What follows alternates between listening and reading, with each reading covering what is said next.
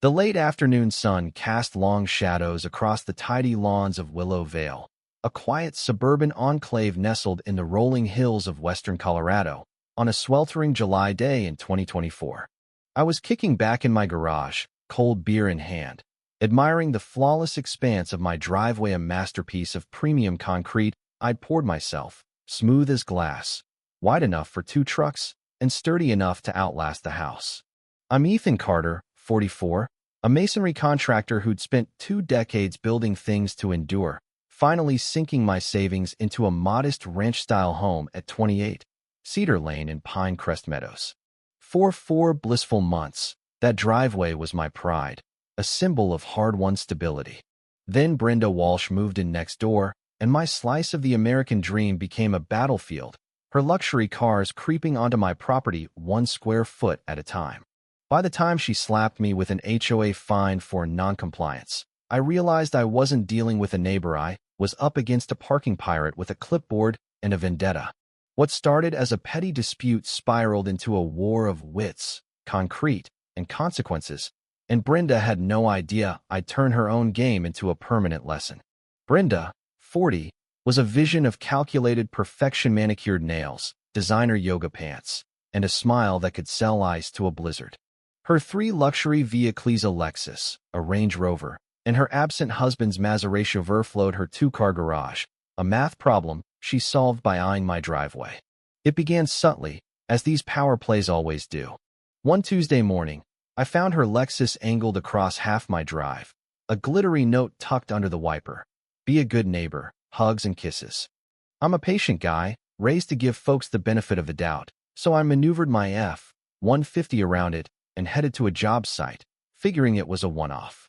By evening, the Lexus was gone, and I shrugged it off. Big mistake. The next week, it was back, no note, claiming the same spot like it owned the place. I knocked on her door, tools still dusty from work. She answered in a silk robe, sunglasses perched like a crown, her voice dripping honey. "Oh, Marcus, I'm Brenda, your new neighbor. My husband's car's in the shop, just a few days, promise." Those few days stretched into a month, and by week 3, her Lexus wasn't just parking, it was squatting, blocking both my spaces, a deliberate land grab. When I confronted her, she laughed, waving off property lines. "We're neighbors, Marcus. What's yours is mine, right?" Her smirk told me this wasn't a mistake, it was a test. My neighbor Clara Monroe, a 72-year-old widow who'd seen every drama in Pinecrest's 35-year history, caught me that evening, her eyes sharp behind bifocals. "She's staking claim, Marcus. Saw her do it to the Patterson, spooshed him out with fines. Your driveway's prime real estate. Stop her now, or she'll take it all." The next morning, Brenda's Lexus was there overnight, her Range Rover nudging the edge. By the weekend, she was watering her roses in Lululemon, acting like my concrete was her birthright. "Plenty of space for us both," she chirped, as if I'd volunteered. Neighbors slowed their walks, snapping photos, whispering about our sharing deal, a lie Brenda spread to paint me as cooperative. My blood boiled, but I kept cool, knowing she was baiting me. Then came her trump card, a $250 HOA fine for parking a commercial vehicle on residential streets, signed Brenda Walsh, HOA president. She'd weaponized her title, elected in a sham vote after the old president bolted to Oregon, to punish me for parking my truck where her cars forced me. An online search revealed her strategy: low turnout for votes, and Brenda crowned herself queen, wielding bylaws like a scepter. She wasn't just stealing my driveway, she was building an empire on it.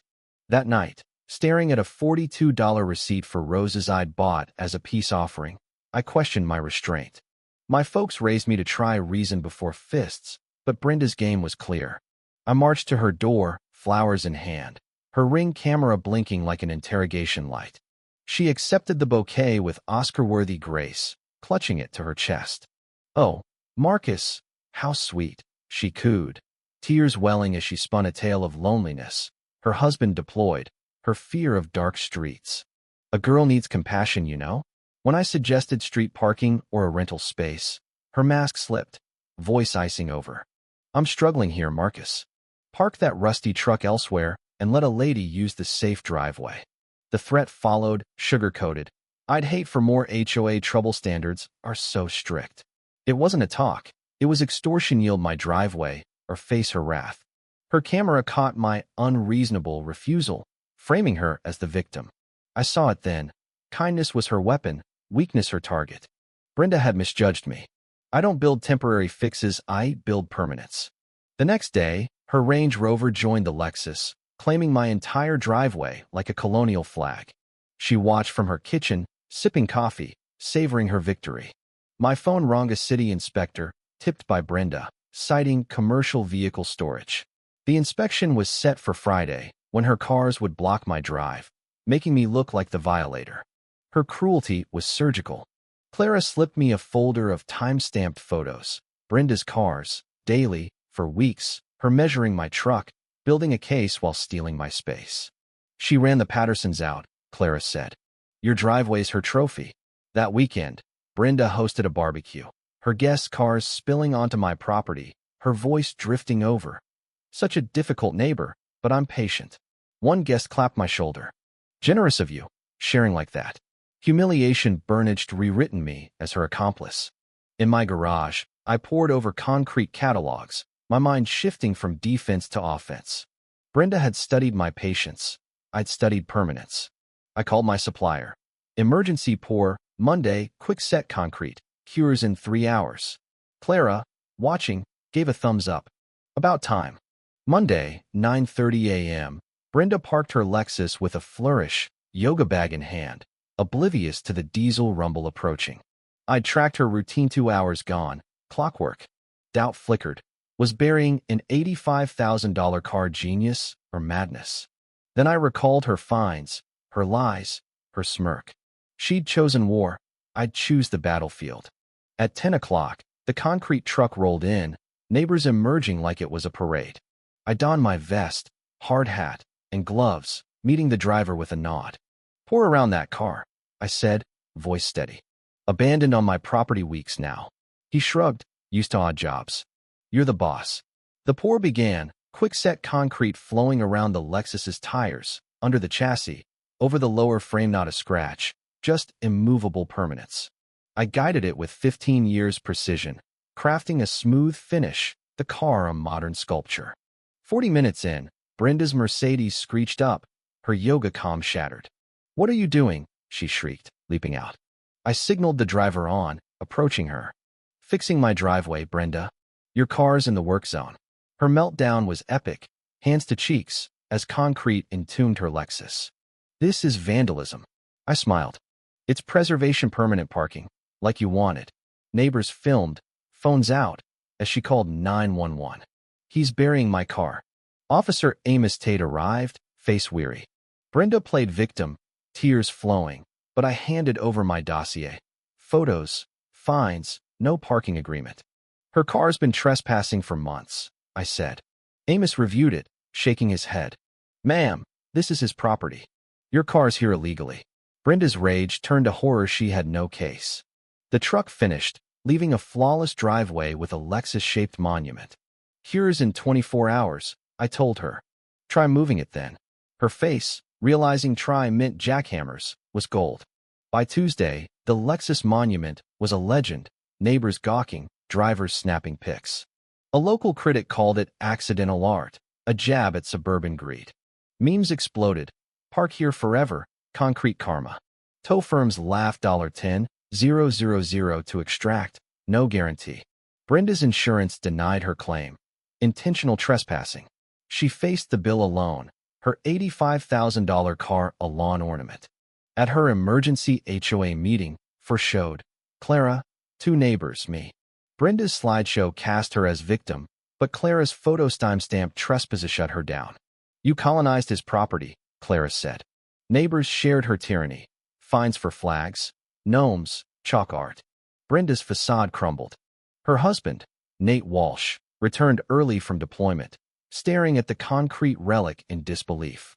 Clara educated him. Your wife's a predator. Nate's fury echoed through their windows. I fought wars, Brenda, not neighbors. I'm done.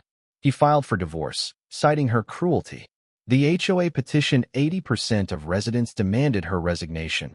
listing her abuses, banning bikes, measuring grass, finding wind chimes. Brenda resigned, sold her home at a loss, and fled, her Maserati trailing. Clara, elected president, voided $5,000 in fines, reformed bylaws, and banned personal vendettas. Pinecrest Blumedkid's chalk art, flags flying, gnomes reappearing. My business surged, clients wanting BMW-proof driveways. Trade mags hailed my permanent solution, law schools studied my legal stand. The Lexus Extraction, a $8,200 spectacle, drew crowds, the car emerging scarred but running, a reminder of Brenda's folly. I stood by my drive, now with bolder accents, sipping coffee as neighbors waved. Brenda learned property isn't plunder, and concrete outlasts greed. But a chill lingered, her final glare promised retribution, and I kept my cameras rolling. Was Ethan's concrete poor justice or vengeance? Should Brenda's punishment be lighter or harsher? Can Pinecrest stay free, or will new Brenda's rise? Share your thoughts below, hit that like button, and subscribe for stories that demand your stand.